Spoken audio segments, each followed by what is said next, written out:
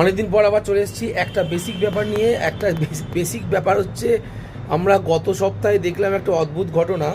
2208খানা booth, যেখানে মানে অমরত্বের বুথ ছিল, যেখানে কোনো মানুষ মারা যায়নি গত 23 বছরে। তারপরে যখন এই নির্বাচন কমিশন সেখানে আপডেট চাইলো, সেটা নেমে আসলো 450-তে, 480-তে, তারপরে 29, তারপর 7, এবং এখন এই যে পদ্ধতিটা, মানে এটা যেটা হলো আর কি, প্রথমে হয়তো তেনারা, মানে যারা এরকম ভুয়ো ভোটে জিতে থাকেন, তেনারা প্রথমে মনে করেছিলেন যেরকম করে 2 নম্বরই করে দুর্নীতি করে প্রত্যেকবার ভোটে জেতা যায়, এবারে হয়তো ইএসআই মানে ইলেকশন কমিশন অফ ইন্ডিয়া এর সময়ে একই রকমভাবে আবার দুর্নীতি করে নতুন ভোটারদের মানে প্রয়োজনীয় ভোটার, যে সমস্ত ভোটারগুলো ভুয়ো ভোটারদের নাম ঢুকিয়ে এই জায়গাটা ভরিয়ে দেওয়া যাবে, কিন্তু সেটা সম্ভব হয়নি।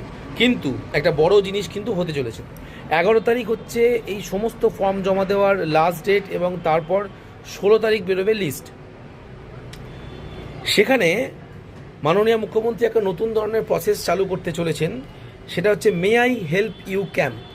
মে আই হেল্প ইউ ক্যাম্পে পরিষ্কার উনি মঞ্চ থেকে বলছেন যে আপনাদের যা যা ডকুমেন্টস দরকার সেগুলো সমস্ত কিছু করিয়ে নেবেন। বুঝলাম, যা যা ডকুমেন্টস দরকার সেগুলো সমস্ত করিয়ে নেবেন। এখনও পর্যন্ত লিস্ট যা রয়েছে এই ভিডিওর কমেন্ট সেকশনে আমি দিয়ে দিচ্ছি, সেখানে দেখতে পাবেন যে একটা নির্দিষ্ট পত্রিকা বার করে দিয়েছে যে কতগুলো নির্বাচন কমিশন থেকে তো রিটেস্ট আসছেই, কতগুলো অবধি এখনও অবধি ইনুমিনেশন ফর্ম ফেরেনি, কতজন মৃত ভোটার পাওয়া গেছে, কতজন ভুয়ো ভোটার পাওয়া গেছে, কতজন ভোটারের কোনো ট্রেসই পাওয়া যাচ্ছে না, এই সমস্ত ডিটেলসগুলো কিন্তু এখানে রয়েছে।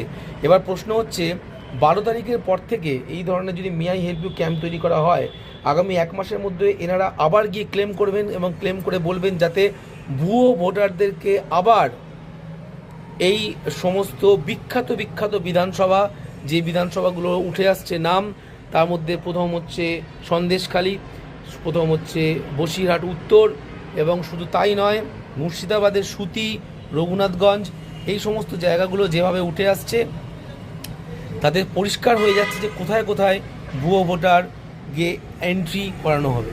তো এই সমস্ত ডিটেলসগুলো আপনারা তো দেখতেই পাচ্ছেন, নতুন করে তো কিছু বলার নেই কীভাবে কী হচ্ছে না হচ্ছে। তবে বেসিক ব্যাপারে কিন্তু এই ব্যাপারগুলো ভাবার আছে।